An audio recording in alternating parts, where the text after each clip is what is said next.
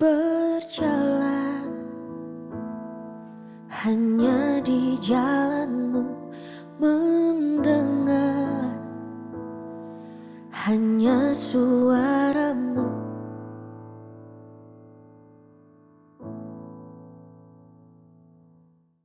Haleluya, puji Tuhan, selamat malam. Kita jumpa kembali pada renungan kebenaran firman Tuhan. Saya yakin dan percaya malam ini menjadi malam sukacita bagi kita. Kenapa? Karena Tuhan masih memberi berkat kepada kita melalui kebenaran firman Tuhan. Sebelum kita merenungkan kebenaran firman Tuhan, saudaraku yang kasih dalam Tuhan, mari kita tundukkan kepala.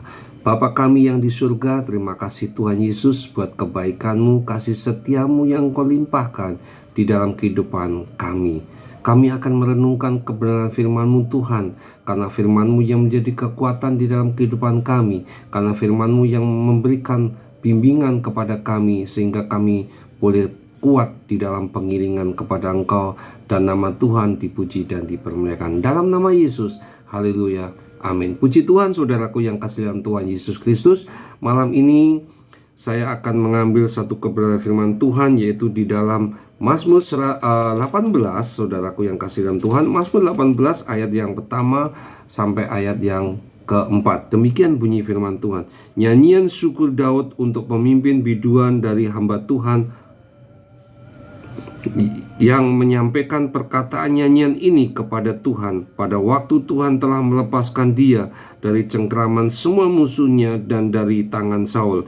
Ia berkata, "Aku mengasihi Engkau ya Tuhan kekuatanku, ya Tuhan bukit batuku, kubu pertahananku dan penyelamatku, Allahku, gunung batuku, tempat aku berlindung, perisekku, tanduk keselamatanku, kota bentengku. Terpujilah Tuhan seruku, maka aku pun selamat dari musuhku."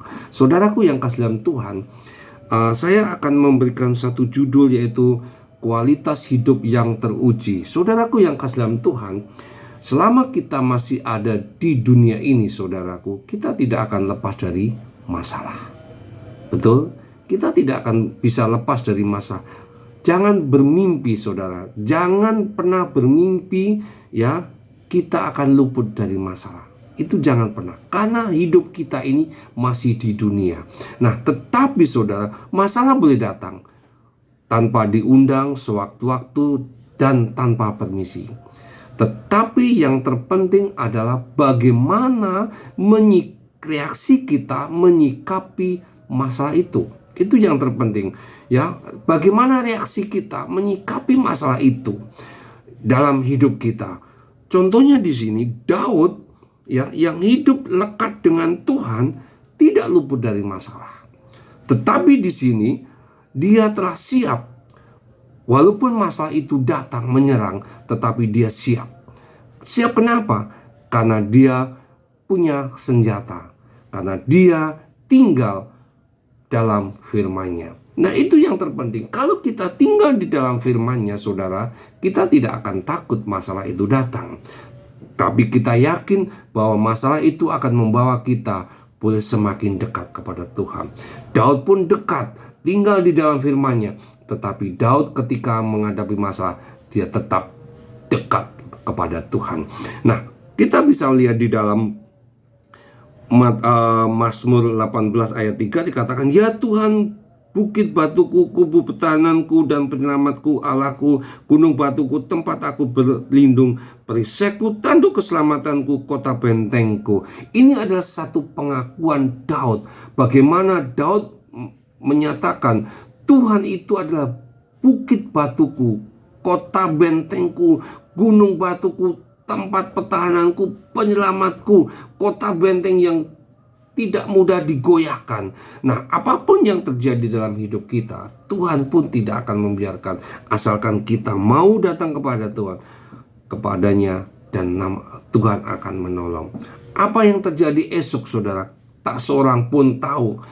Bisa saja hari ini semuanya ya tampak tenang dan wajar. Suatu saat ketika masalah menyerang dengan tiba-tiba, saudaraku ya, sehingga keadaan semua menjadi tenang, berubah menjadi lautan bergelora. Nah, saat itulah saudaraku yang perhatikan, saat itulah orang lain akan memperhatikan apa? Bagaimana orang yang menyebut dirinya sebagai orang percaya, saudara, itu bereaksi. Nah, di sini kita diujinya di sini.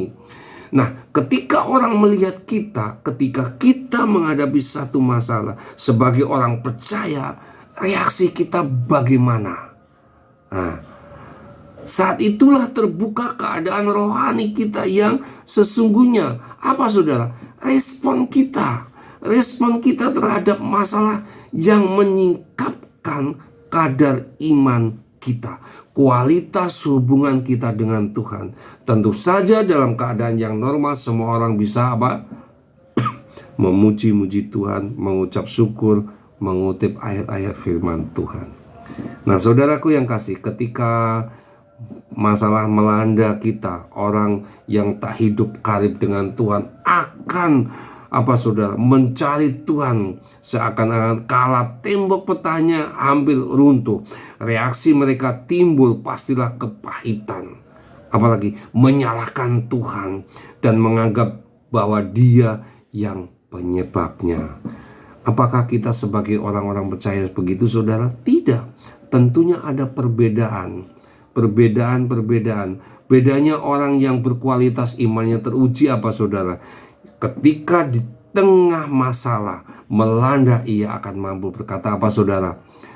Bangkitlah ya Tuhan, di dalam kuasa-Mu kami mau menyanyikan, memazmurkan keperkasaanmu. Itu ada di dalam Mazmur 21 ayat 14. Di situ kita akan memuji Tuhan, menyanyikan, memazmurkan apa saudara?